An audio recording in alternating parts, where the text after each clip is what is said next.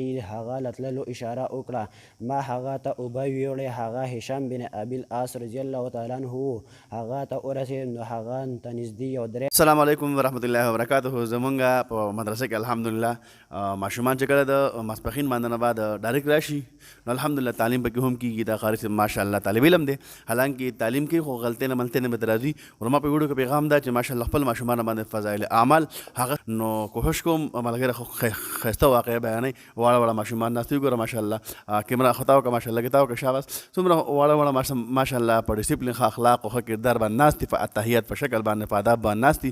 نو انشاءالله العزیز اوس به زمونږ دا ملګری تاسو ته یو واقعه بیانوي چې په دې باندې په خپله هم عمل وکړو او نورو ماشومانو ته یې ضرور وښیو. جزاک الله. اعوذ بالله من الشیطان الرجیم بسم الله الرحمن الرحیم. د اصحابو کرامو رضی الله تعالی عنهم د نورو چې په وجه د تندې نه مړه کېدل، حضرت ابو جهم بن حذیفه رضی الله تعالی عنه فرمایي چې د یرموک په جنګ کې زه د خپل تره زوی په تلاش کې ووتلم چې هغه په جنګ کې شریک و او یو مشکیزه د اوبو مې ځان څخه واخیستله چې کیدای شي هغه تږی وي نو اوبه به پرې وڅښم. اتفاقا هغه یو ځای په داسې حالت کې پروت و چې ساه یې په وتو او ځنکدنې شروع و. ما ترې تپوس وکړو چې د اوبو ګوټ درکړم. هغه په اشاره سره او وکړل. په دې کې یو بل صاحب چې نږدې پروت و آه یې وکړل. زما د تره زوی چې اواز واورېدو نو ما ته یې هغه لتللو اشاره وکړه. ما هغه ته اوبه ویوړې هغه هشام بن ابي العاص رضی الله تعالی عنه هغه ته ورسېد نو هغه ته نږدې یو دریم صاحب په داسې حالت کې پروت و چې ساه یې په وتلو وه. هغه آه وکړل. هشام رضی الله تعالی عنه ما ته هغه د تللو اشاره وکړه.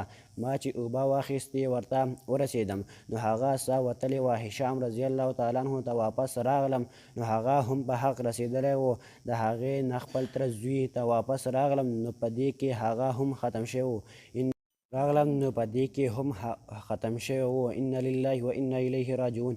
پیدا کې لکې په دې قسمه ګڼې واقعي د حدیث په کتابونو کې ذکر شوي دي چې انتها د دې انسان چې د خپل تره زوی مري، ساه یې په وتو وي او تږی وي او په داسې حالت کې بل چا طرف ته توجه کول هم مشکله شي. دا لا څه کوي چې هغه تږی پرېږدي، بل د اوبه څښلو دپاره لاړ شي. په دې مړ شوو روحونو د الله جل شانه په خپلې مهربانۍ او فضل سره مشرف کړي چې د مرګ په وخت کې هم کله چې حواس ټول جواب ورکړي، دا خلک همدردي کې ساه ورکوي. جزاک الله ملګرو. دا زموږ د مدرسې ورکوټه طالب علم الحمدلله څومره ښایسته انداز کې تاسو ته دغه وکړه تعلیم وکړو نو په کورنۍ کې هم دا تعلیم شروع کړي.